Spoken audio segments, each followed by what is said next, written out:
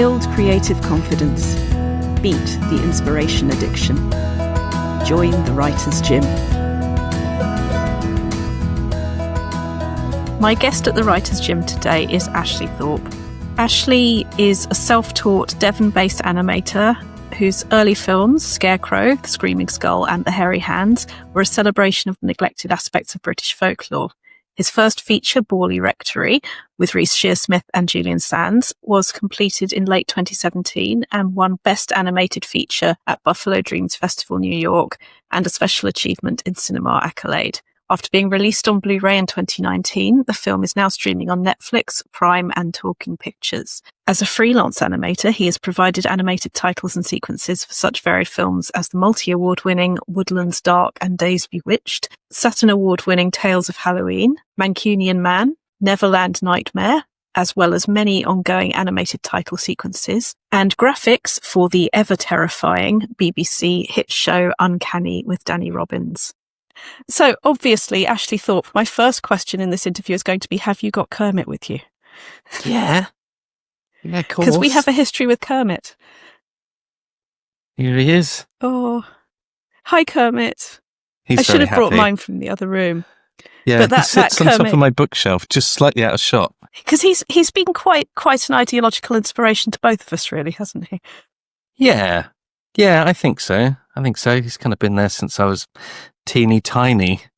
And, it's that thing, isn't it? It's like, what would Kermit do in this situation? Would he lose his rag like Animal, or be sort of really stressed out like Gonzo? Or would he keep a level head to get things done and then wave his arms around in private?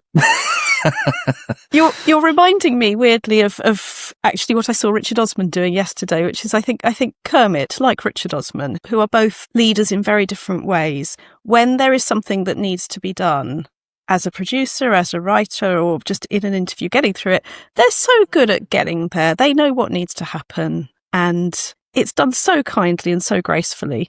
Obviously, with Kermit, there's a point where it goes, and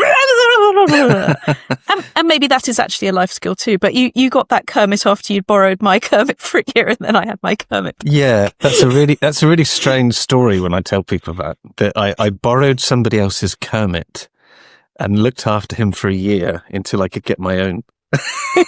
People just look at you holiday. Like, right. He enjoyed his holiday very much. He felt very appreciated. He did, and Lily loved him. I think she loved the fact I would just sit there and he'd just be, talking to her and stuff and singing. And so lovely to have a daughter who is seeing you do all of these incredibly cool things. Yeah, just to have somebody who is seeing you do all of that you are a part of that world and sort of animation and how these characters become so real for us. Yeah. It must be lovely to be able to show her that so practically. I think so. And also I've spent most of my life preaching how I always wanted to grow up on Sesame Street, and my approach to how people should live with each other and each other's differences was always very much kind of Sesame Street informed, even though ironically I grew up in Devon in the 70s, which was such a provincial place, very little kind of multiculturalism at all. And yet my world's view was through the lens of Sesame Street. So whenever, I remember a Sikh family moving in down the road, I was so excited because they were from somewhere else. And just almost running around as a kid and waiting for them to come out to play and stuff, because it was just the excitement of difference.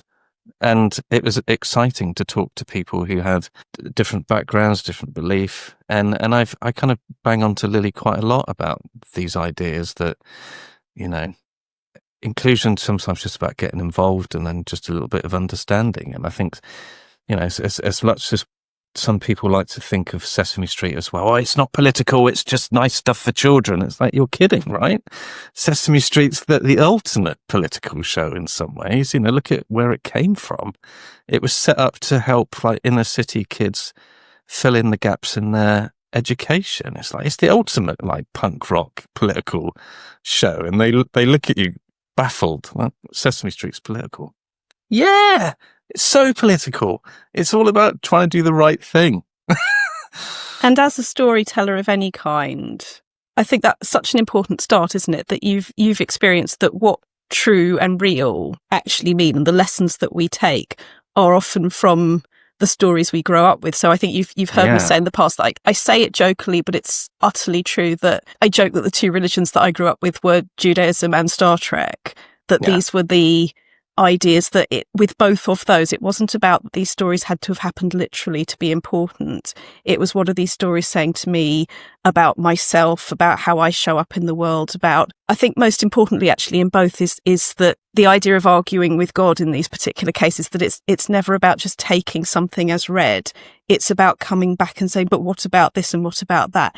And I'm so interested in that in the context of the things that you found, because it does show me, just looking at your biography, which everybody else will have heard me read out already, but just in case you want to recap, Ashley Thorpe is a self-taught Devon-based animator and was celebrating in those early pieces. And I'd say through pretty much everything you've done, the neglected aspects of British folklore, there's such a through line with that. Is that the way you experience your career? There's a through line in those stories. I think so. Yeah, I think so. And I mean, because I went off to uni, and you have this kind of naive belief, I think, that when you get to the end of it, you're going to come out not with a piece of paper, but with a career, like a lot of people do. But you just come out with a piece of paper and you're not really sure what to do after that. And I remember feeling as if desperately trying to get anywhere in the media industry felt like endless compromise and pretending I was really interested in stuff that I actually had very little interest in, chasing the trends, doing what everyone else was doing. And the short films and the animations really came from this weird point where I just said, oh, bollocks to this. I can't be bothered anymore. I'm done. I'm just going to make stuff for me now. And that's where it all started. And ironically, going back and looking at things, which they were things, again, that excited me as a kid. It was overhearing ghost stories when, like, an elderly couple that lived next door used to come round and they'd have drinks with my mum and dad and they'd tell each other scary stories, usually Dartmoor myths and things like that. And things like Highwaymen and Dick Turpin and stuff like that. I loved all of that when I was a kid, but nobody else was talking about these things or doing anything like that. And it was those things I crept back to. It's like, well, I'm still excited about these things, so that's what I'm going to do. And that's when things ironically started to happen and people started asking me to be involved in things. Can we go a bit more specifically into that? Because it would be lovely to hear a bit about what that looked like. Yeah. In what way? There was a point in you where it was like, bollocks to this, I'm going to start doing things for me.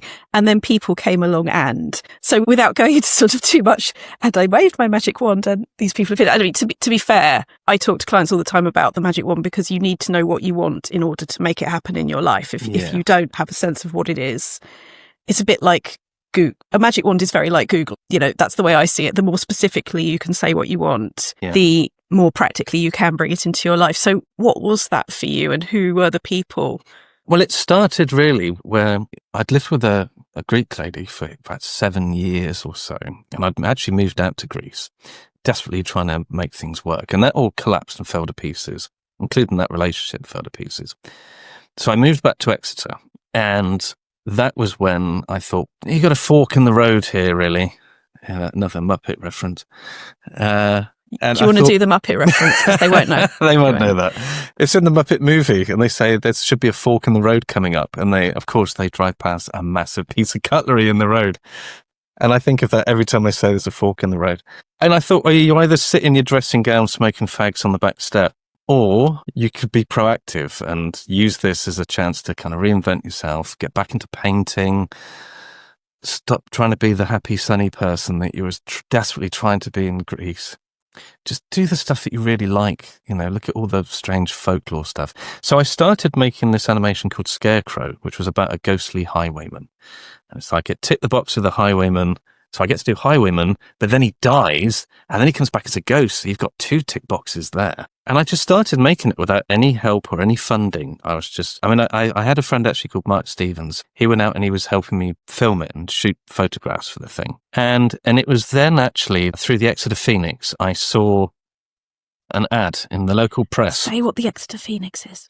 Well, the Exeter Phoenix is a local arts centre. And I'd never actually been there before I saw this little ad for funding.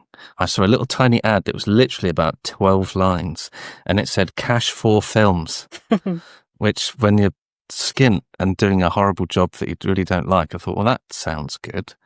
So it was basically an arts grant, and it was about £2,000 to help you make a short film. And I applied and I got it.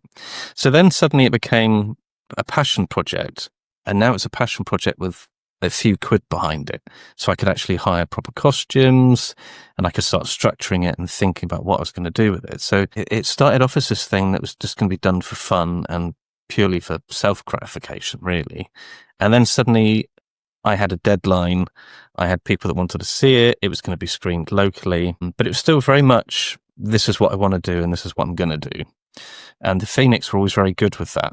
They gave you basic directions, but they never tried to wrestle control of the car away from your hands, kind of thing.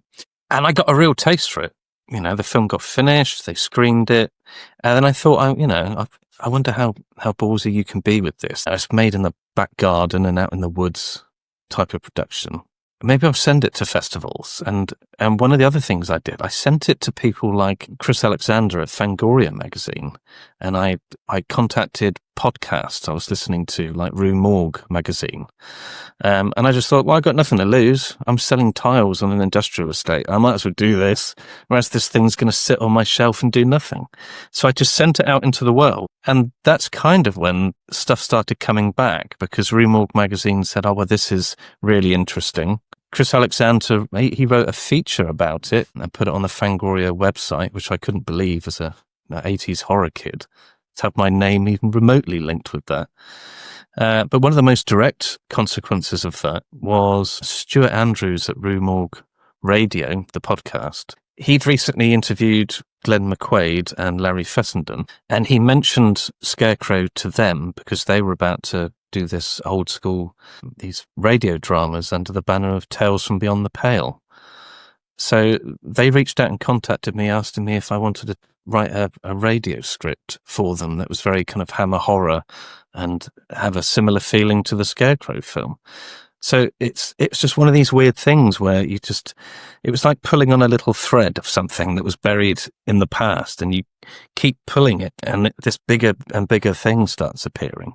That image of the golden thread going through from the past to the future, it resonates with me so much, because all of the best decisions that I've made and that I hear guests on the Writers' Gym and everyone I talk to, really, the best decisions tend to come from something pretty deep in who you are, and the worst decisions tend to come from what should I be doing? Oh, hell yeah.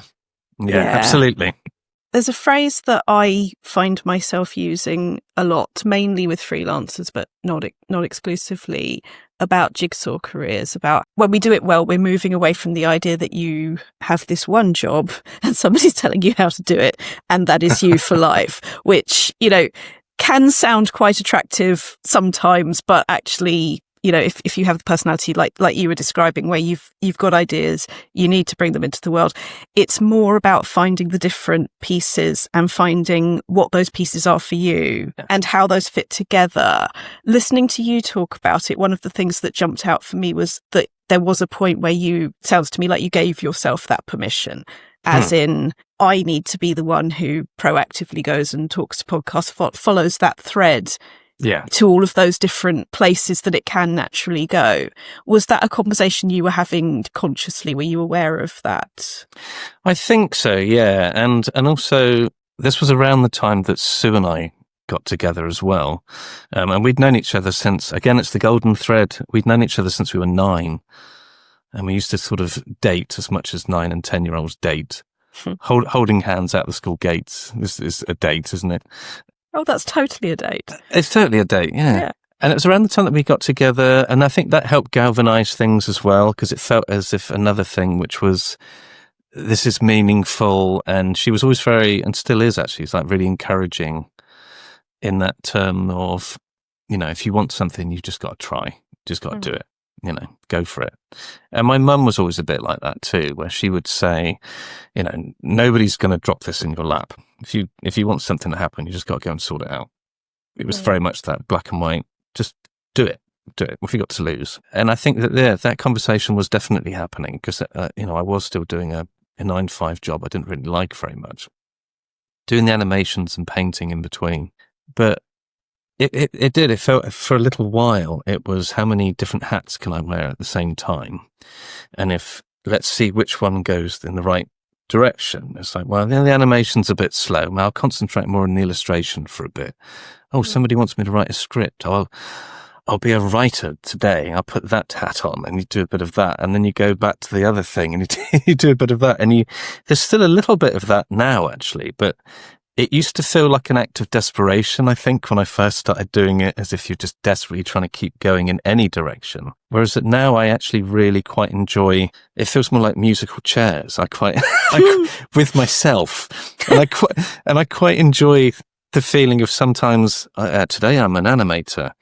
And then I think, actually, it's going to be really nice tomorrow because they want that painting done. So I'll get on with that in the morning, and just moving things around so that you also have that freedom of, I'm not feeling that today. I'm going to get on with that job. They all need to be in by this point and this point and this point, but I'm feeling more of a painting mood today. So I'm going to crack on with that one, and I'll go back to that when I've got better ideas. And that's another kind of really important permission, isn't it? That sometimes the to-do list, however sensible you are and however healthily you are utilising your deadlines, if there is a thing where you're thinking, this morning I'm doing this, and your mind is just like, no, you're not. That's not happening. That's the boss. That's the boss coming in, isn't it? Yeah. That you will be in the mood for something else today and you'll be in the mood for that another time. And also, and it works in a really interesting way as well, because I've got another distraction now. I've obviously got a little dog who loves going out for walks. Yay. So whenever things get difficult, that's also my excuse to go, right, bye-bye desk. And I'm gone, because it is that freedom of knowing that sometimes you have to walk away from something to get the best idea. And the second that I'm banging my head against the desk thinking I'm trying so hard, it's not happening. In fact, I'm probably making really bad decisions. I'm wasting time, actually. I'm better off walking away or doing something else that needs doing. And when I'm doing the other thing, usually that's when my brain settles and the train goes back on the tracks again, and it just says, you know why that's not working, don't you? It's because you did that, or you didn't do that. So I'll be painting and go, I'm an idiot, I'll fix that tonight. And then you'll go back and you'll fix whatever was wrong with the animation or the writing, whatever it was. With me, I call it lying, because I had a singing teacher many years ago who at one point said, you're not really singing, you're lying, when it wasn't happening. And I will sometimes catch myself being truly not in the mood, and through good girl syndrome, doing it anyway, rather than going, okay, I'm not in the mood, I will go and do other thing. Come back to this. Lying's a really good way of doing it. It's almost like you're putting on a show, so that when people come in, you're looking busy, but we actually just sat there going, this is awful. And there's a scale somewhere in us, isn't there, where sometimes staring out of the window, doing in the physical world absolutely nothing, is categorically the most useful thing that we can be doing. But because it is so sort of integral, the idea of what work looks like, there are times when you need to say to yourself, actually, do you know what? You are just staring out of the window, and I will bring myself back and I will do an imperfect but progressive thing. But other times you just need to accept that that is part of it. Yeah, I mean, I tend to physically get out of the house. My escape used to be just going down the gym for an hour, because I really dislike going to the gym. So it was almost like a Catholic whipping. It's like, if you're not working, you can go and suffer somewhere else. So in writer's gym terminology, because I also do not like the gym to the extent that I don't go to a physical gym. I have weights. I have a wonderful physiotherapist who is pretty much my trainer. I do the stuff, but I do it in a way that works for me. And I think writing and the writer's gym vocabulary is about what exercises do you bring into your life every day, every week. In order to make that happen. It's funny you say performance, because the idea of performance and ritual to summon something, not an end in itself, but in order to create a feeling whereby you do what you need to do in the world, that for me is exactly what the whole exercise thing is about. It's about summoning it in yourself. Are there any other sort of exercises or things you do or situations you create in order to get the best out of yourself? Yeah, I mean, I'm very much a creature of habit, I must admit. We live in a sort of very much a family house.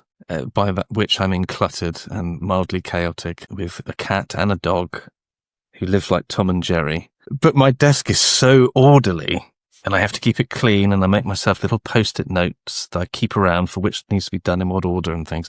And I am very much a creature of habit. I get up at exactly the same time every day. You know, I sort out the kids' breakfast for school. Everyone leaves at the same time every day for work and school. I sit down, I have a cup of coffee. Nothing starts before then. I get my admin and my emails done. And it's just even though I can do this kind of jigsaw feeling thing where I can, well, what do I think I'm going to work better on today? And I can pick and choose a little bit.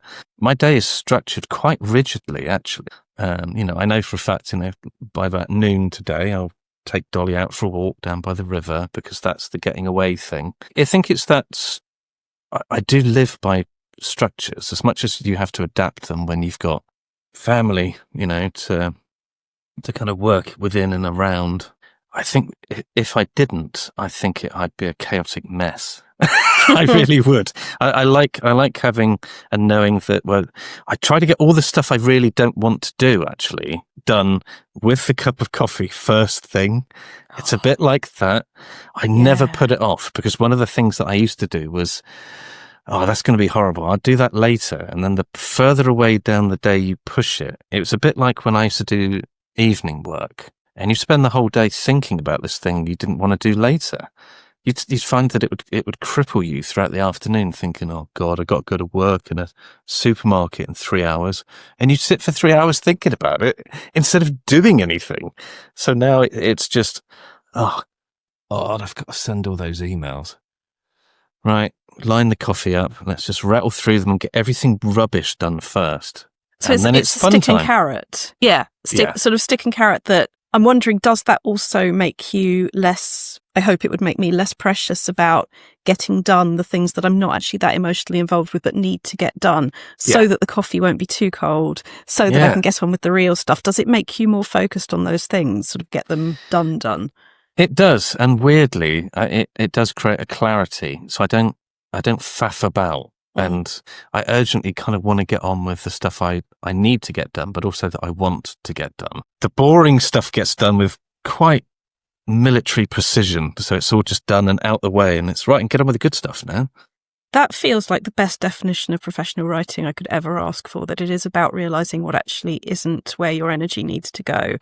Do it efficiently, get it out of the way, focus on the art. And people find that so hard, which I guess as a rather elegant segue to where I encountered you, that brings me to BORLEY Rectory, because I realise I am talking to a man who told me he spent quite a long time on every single dust particle. I'll just take that image with me for life.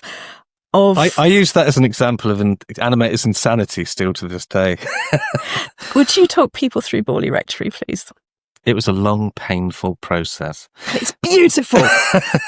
Yeah, I mean, it was... Which aspects would you like to know about it? Like, why on earth did I do it? BORLEY Rectory, which is such a beautiful animation of the legends and the hype and the ghost stories and the human stories. Talk to me about what brought you to that and what it was, because it's such a beautiful story, set of stories and animation, kind of an anthology in a way. It kind of is, yeah. It's almost different families or different groups approaching and being affected by the same set of circumstances. I think that's one of the things I found interesting about it. It was something that I encountered first in childhood. It was via the Usborne World of the Unknown books. And it was that moniker. We must just say, you're also partially responsible for getting that back in print, really, aren't you? Yeah, me and Mark Morris, the lovely Mark. Yeah. We when we were making special features for the film when it came out on the Nucleus Blu Ray, I chatted with Mark and just said, I wonder if there's any way we could get in contact with Usborne, because those mystery books were such an important part of my childhood and get me interested in the supernatural and monsters and UFOs and whatever. I wonder if there's anyone we could talk to. And then, it was just a magic spark of that moment that Anna Howarth was wondering whether anything could be done with these like classic 70s books, and it led to them getting republished. It's crazy. So, I mean, that was the reason. It was because of those books. And it was this idea, which always sticks in a kid's head, this idea of, the most haunted house in England. So it was like the big one. And I just thought it'd be an interesting thing to try and tell in terms of animation. One, because the story did seem to be broken down into these little chapters, like these little vignettes. But also, I thought that because ghost stories themselves they're quite mercurial. You can see them in lots of different ways. So I thought that the approach that I was playing with in terms of animation, of it being a mixture between live action and animation, animation on the live action and live action elements within the animation. So it's between worlds. It's between something real and something completely fabricated. I thought, well, that seems like a good marriage for a ghost story anyway, because you're never really sure what's real, what's the figment of somebody's imagination, what's something clouded by memory, or something's a projection of want or need. And it just seemed like, well, this seems like the perfect little package, really.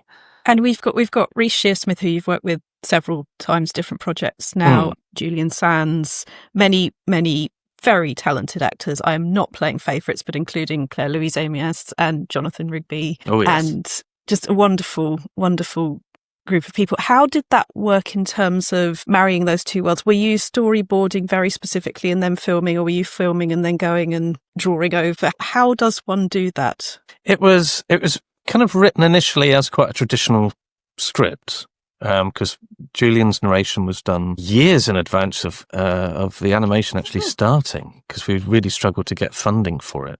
We had funding in the shape of Channel 4's shooting gallery, and then the person that was organising it just disappeared. It was like Spinal Tap. One minute this producer was there, and it's like, oh, this is going to be part of shooting gallery. This is going to be amazing.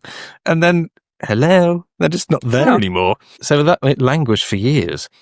So it started off as a script, and then once I realised that maybe we could crowdfund it, I spent a few months and I storyboarded the entire thing. And the main reason I did that, I think, was because I knew that it was going to be a mixture of live action and animated elements. So I knew that if you're going to have a character walk into a room and look out a window, we better make sure we know where the window is in shot and where the light source is going to be, to try and help marry the actor and how they're lit with the background, because that's the first thing. If you mess up the lighting, you're never going to convince anybody they're in that space. So it was a technical thing mainly. The other side of it was that it forced me to make the film in my head before we got started. But then the other thing, which I don't talk about very often, which is I mainly storyboarded it because I was absolutely terrified of making it, I think. And it was this idea of, when I walk out onto the set, I'm not a trained director. I'm not somebody who actually enjoys getting out in front of crowds and talking. I was really worried that I would come across as someone who blatantly didn't have the faintest idea of what they were doing. Whereas if I came out with this laboured document where every shot had been drawn and it had notes on there saying where the camera needs to be and the lights, it would make me look very professional and very confident, and that I totally knew what I was doing. And it really helped. I think it helped sell the idea to me, if nothing else. I could look and kind of go, yeah, look, I do know what I'm doing, even if inside I'm dying. It's such a practical use of imposter syndrome as well, because that's the one thing that everybody but the biggest egos have in common. And, I think probably even they do underneath it. But the fact that we're carrying around the idea that everybody else is a proper adult and we're just pretending. And that's such a brilliant example of, you knew at some level you needed to find your own permission. You knew it needed to happen. You knew you were feeling like, I'm not a proper director or whatever. You found a language, you found a way to show yourself external reality, external validation. This exists. Now it's just up to me to do this as clearly as possible. I guess we're all finding our way towards that. You just need to do it. Yeah, I think so. And I think that because I knew that, like the animated short films, they were all made with friends and family, every single one of them. Nicholas Vince did some voiceover in The Hairy Hands. And he was in my audio drama last year. Yeah, he's lovely. I love him. Yes. Uncle Nick, as we call him in our house. Uncle Nick. It's Uncle Nick. Let's go sit with him. But that was quite intimidating at the time. But then BORLEY was a totally different ball game, really, because it was walking out on set, and like you say, you've got professional actors. You've got people like Claire You've got Annabelle, who'd just been in Luther. Mm. You've got Reece. You know, you've got all these people that are like, they're proper actors. It's not like your dad and like your mate used to work within the bookshop anymore. You're walking out and thinking, oh my God, these guys actually know what they're doing. They're not fudging it like we are. And just on that example, that's such a lovely way of, because you found a way to take the imposter syndrome with you and rather than fight the feelings, use the feelings to make something happen. I think you met Reece through that and you're now obviously doing Uncanny and so many things have happened. That was that thread continuing, wasn't it? Yeah. I mean, weirdly, Reece came about because I think it was something as simple as during the crowdfunding campaign. I don't know how it came up on his like Twitter feed or something. I think it was maybe because Darren Brown had tweeted it or something, saying somebody's making a film about BORLEY RECTORY, and he saw it and he retweeted it, went, it's great. I love BORLEY RECTORY. Help get this made. And then I just reached out to him in one of those beer soft Friday evenings and just said, would you like to be in it? And thinking he's going to go, leave me alone. And he went, yeah, great. If you manage to get the money to get it started, absolutely, stay in touch. And that was it, really. And then over the years, he's just he supported the film. He's helped push it out there. He's always been ever so good, just trying to get me involved in different things. And then obviously the stage fright artwork recently. Why they didn't get Graham Humphreys to do it? Do you want to talk a bit about that? Yeah, well, I suddenly got an email about it was beginning of December, I think it was, last year, from Reece. And I still get this thing. And again, I think it's partially imposter syndrome. But when anybody interesting contacts me, I always feel like I'm in trouble. Like I've done something, or somebody's heard an interview that I've given, and Reece has reached out and going, that's not how it happened. You know, so it popped up and I thought, oh God, what's happened? And he contacted me, and all it was, he just said that we're doing Stage Fright, the Inside Number 9 stage show, and we would really like a Grand Guignol style poster. And I said, can I give you a ring about it later? So it's like, yeah, absolutely. And he just sat there thinking, wow, okay. And then he phoned me up, and he was clearly rushing around like he always is, phoned me up on his mobile, rushing off to a costume check or something. And he said, yeah, we need a Grand Guignol poster. Are you familiar? It's like a early sort of 20th century. I went, well, yeah, I do know Grand Guignol, weirdly. I discovered it via Clive Barker when I was a teenager, because he used to bang on about Grand Guignol all the time. And I said, what's that? So I went off and read about it. But weirdly, I'd been discussing a documentary on Grand Guignol with David Gregory at Severin, because he had, that same week, weirdly, had contacted me to say, I've spent the last 10 years making a documentary about Grand Guignol, and I wonder whether you could do some animations of the building itself, because we've only got grainy old black and white photos. Do you think there's any way that you could make it look like you're walking down the Rue Chaptal towards it? And so in 1 week, I had 2 conversations about Grand Guignol. It was really weird. So that was it. And then I spent last Christmas, while everyone else is being jolly, sat painting an image of a mad doctor drilling into the top of a woman's head. Like you do. and with such beautiful timing, it all just it came together. When and how did you and Uncanny find each other? Because obviously you and Reece are both involved with Uncanny. Yeah, he's been a guest on it a few times, I think, and Uncanny was purely down to BORLEY RECTORY again. BORLEY's been amazing in many ways, and one thing I give to any like young filmmakers for advice is that sometimes you've just got to take that leap and just make the thing you really want to make and disregard what's supposed to be popular, because you don't know what will come out of it. And BORLEY RECTORY, by just kind of going, this is what I want to make, and I know the style's weird, and yeah, I know it's old flickery black and white, but it will look totally different from anything else at any film festival. It'll be a Marmite thing. You'll love it, or you'll just think, bleh, whatever, rubbish. But as a consequence of that film, loads of people came to me afterwards asking me to say, could you do something in that style or with that approach for our thing? And that's what happened with Uncanny. I was just sat at my desk working one morning, and Simon Bernard of Bafflegab contacted me out of the blue and just said, I watched BORLEY RECTORY recently, really liked it. we have a title sequence for Uncanny, which is going to be moving from podcast to TV show. And I hadn't actually heard any Uncanny, which is terrible. When he contacted me, I instantly did start listening to it, but I hadn't heard any of it before then.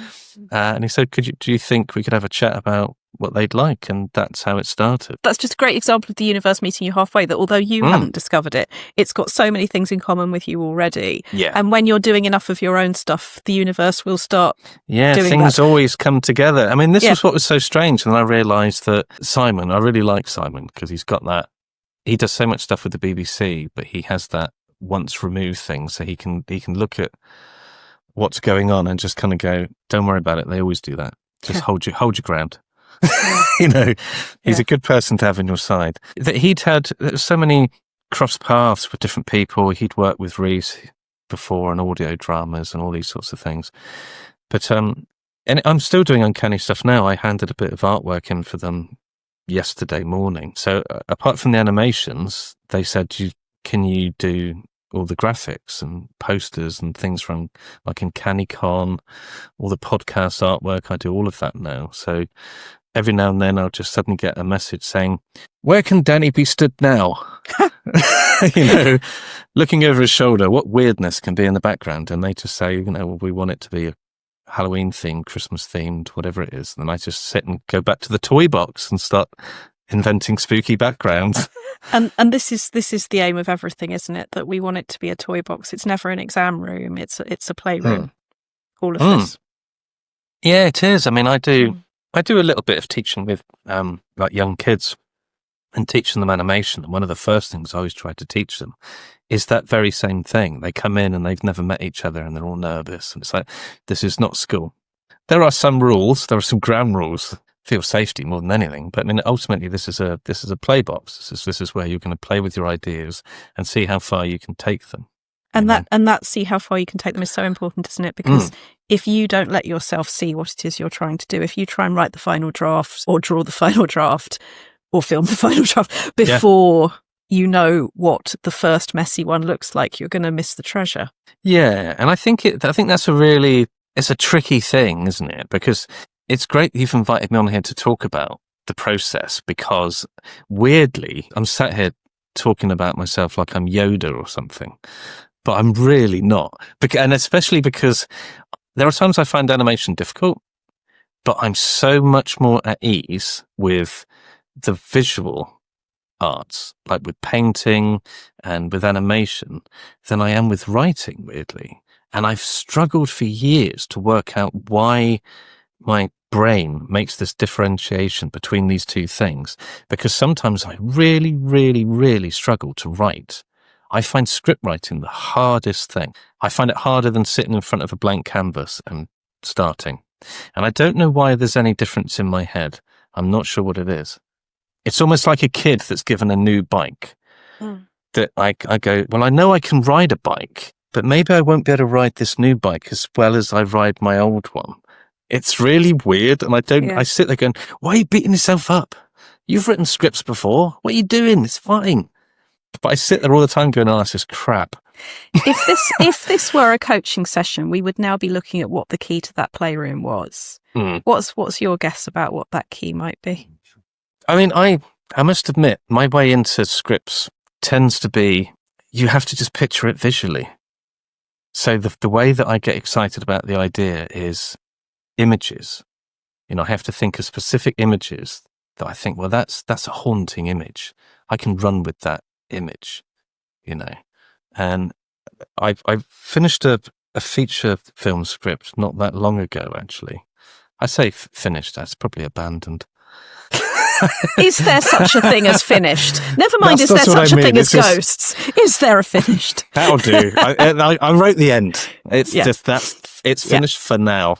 Yeah. And my way into it was strange visual moments. It was very strange specific things, like, you know, derelict streets and people's memories and keepsakes sort of blowing along in the gutters. You know, this man, he feels like he's lost everything, and everything's become this sort of disappointment.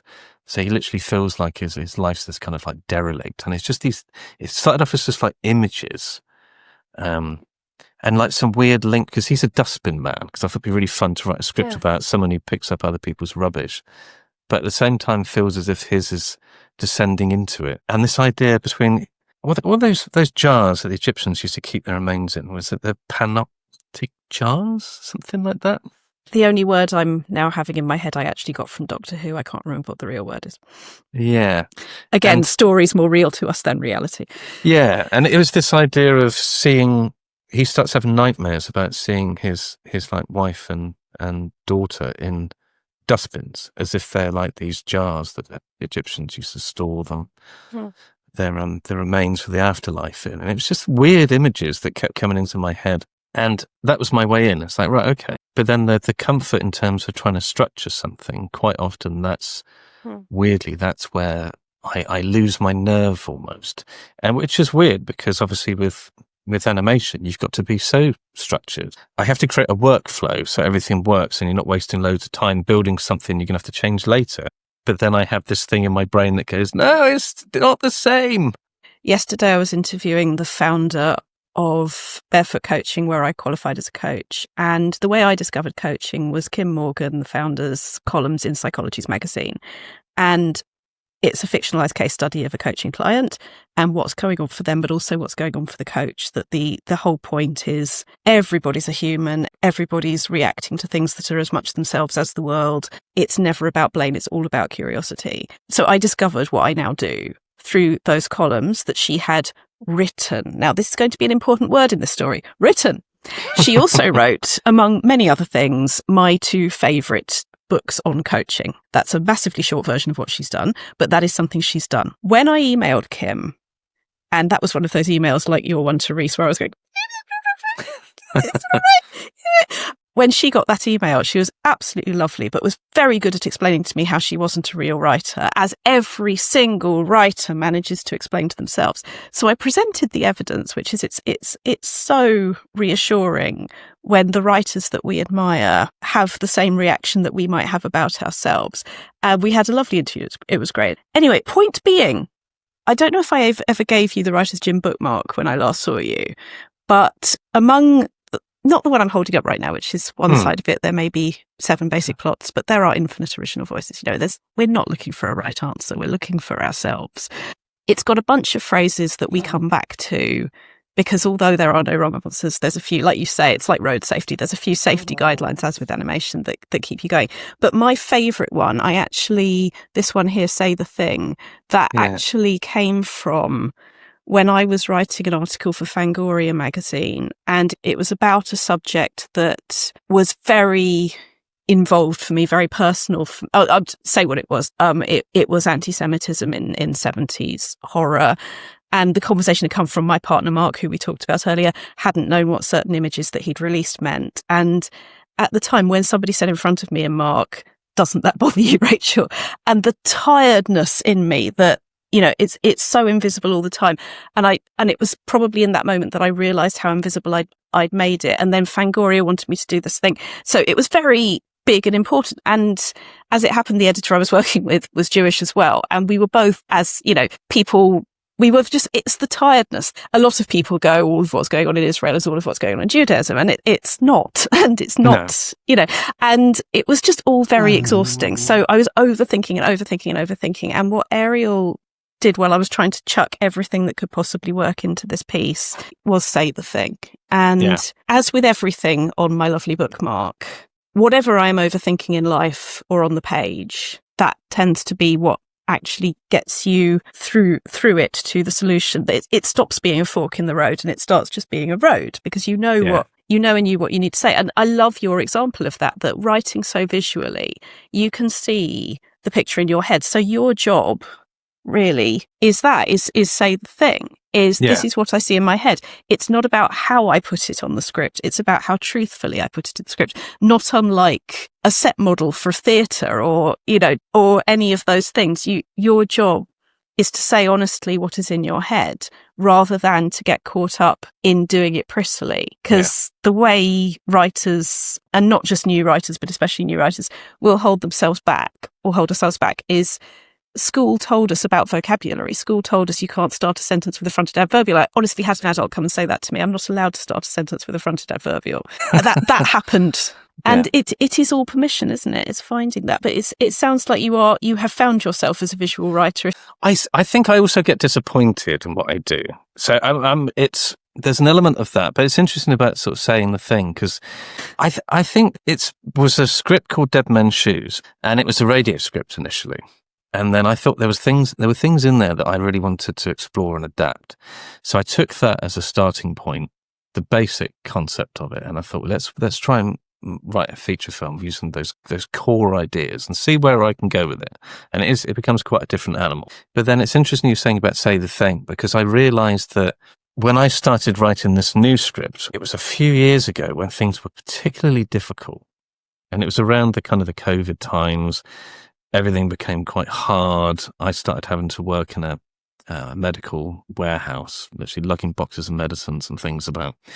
And I suddenly realised that, there's a reason why I've gone back to this idea, was because I wrote the radio script when I'd just been made redundant. So it was the smoking fags in your dressing gown on the back step. And that was kind of what the script was about. It was about people that would do literally anything to survive, that they will lie about their qualifications just to get their foot in the door. But then in this case, in the script, it backfires on him because the thing he really needs to know how to do, he's lied about, and that was the whole conceit of the story. And I realized that during COVID, I'd gone back to this idea, and it was still that same idea. But then something else had happened, and I think what it was the weight of responsibility, or certainly a joint responsibility with Sue and myself, of trying to keep a family going when you felt like you weren't doing enough, And I think loads of people felt that struggle and that burden during COVID because everything just shut down, everything was a bit worrying. You had, it was an awful time for lots of different families in terms of fatalities and illness and everything. And I started looking at things in a very different way. And the thing that started haunting me was this idea of there's going to be so many things that my kids are not going to get to do because I'm not doing enough. And that was my fear, I think. And then I think it was that fear twinned with this idea of faking it to get somewhere. That when all that went into this character, into this script, and then I realized after a while, apart from the visual ideas, I realized that's really what I was writing about. I was writing with this person that became always trying to do the right thing and felt really disillusioned with the world. That felt like he was becoming the rubbish, the detritus that he was collecting, and that the casualties of that and his failures were going to be his family, which is why he starts seeing them in the rubbish in his dreams. And then this opportunity arrives and he's completely ill-prepared for it and all the rest of it, It's like Mike Leigh does an Amicus movie.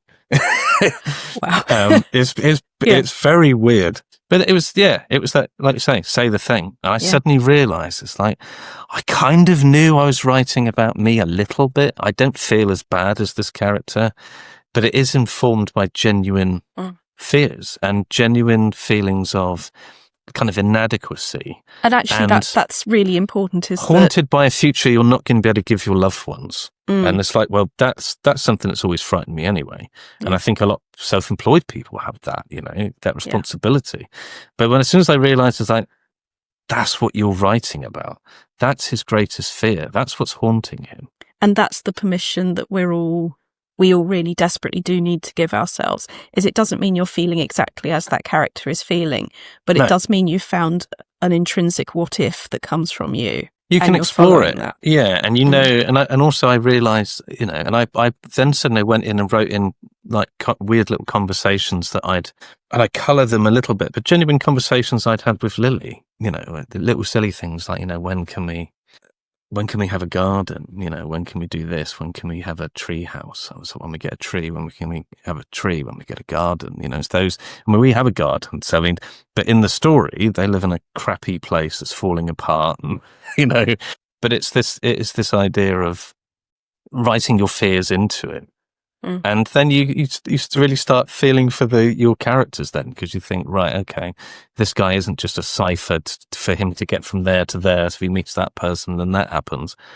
You kind of think, well, I know why he did that. He's desperate. He's absolutely desperate for something to happen. This was the workshop that sadly I ended up not being able to do at your wonderful festival because my partner Mark broke his tooth while we were literally about to walk out of the door. But that was all about your fear as your muse. That's one of my favourite workshops that I do, because it is so important to understand that fear is not something to push away and avoid. It is something to listen to and understand, and realise that anxiety and creativity are using the same software. Yeah. Because then you've got that choice, which you've used so beautifully. But I wonder, would you like to talk about Hell Tour? Because that feels like almost the next chapter, or another chapter of this same golden thread of a career. Yeah. So Hell Tour came about really when BORLEY RECTORY was doing its tour around the festivals. And I went to some amazing ones. Been very lucky, actually. But ironically, I always felt really sorry for Sue that she never got to go to the really good ones. So we were invited off to a couple that happened over one weekend. So I said, well, look, come along with me this time. We'll get Lily looked after. Come with me. We'll have fun. And those were the two of the most disappointing ones that we went to. I was like, I'm sorry, I won't make you go on these things again. But what weirdly happened was that Sue came away from that and just said, God, I reckon we could do that. We could do that. I reckon we could do that and better. And we would look after the guests better. We can do that. So it back in about 2019, we did actually say, well, why don't we try to do something which, again, will celebrate local folklore, and we'll look at Devon legends and Cornish things and things like that. We'll tie it into contemporary films. We'll try to get local filmmakers involved, try and get a bit of a scene going, try to get people to connect. But for it to be a celebration of the region, whilst showing lots of gothic horrors and putting talks on and things. And then so we launched the Hell Tour Festival, and it was very much kind of directed by Sue. Just really wanted something exciting to happen in the area, and we did one in 2019, and then COVID happened. But we did one last year, which went really well. Had people like Reece Shearsmith down, and had Caroline Munro and Madeline Smith, and it was good fun. We're doing it all again, and the theme's ghosts this year. So we're looking at lots of local ghost stories, but we're showing classic ghost films like The Haunting and The Uninvited. Some sort of rarely screened things. And we've got the woman in black herself, Pauline Moran's coming too. So that should be fun. Oh, what a wonderful example of fear as a muse, and just fear is a muse. It is, and the whole of your life following that thread because you have given yourself permission to explore it. That's beautiful. Well, as always, it's been an enormously enjoyable conversation, and thank you for talking us through this. And looking forward to hearing what you write and animate and create next. Yes, yeah, there's loads of stuff still in the works. Ashley Thorpe, thank you for joining the Writers' Gym. Thank you for inviting me. You've visited the Writers' Gym with author and coach Dr Rachel Knightley. Production and sound design are by Ashley Lexine, and theme music is by Chris Gregory. To join a Writers' Gym workout online or in London, as a guest or as a member, visit writersgym.com or email thewritersgym@rachelknightley.com.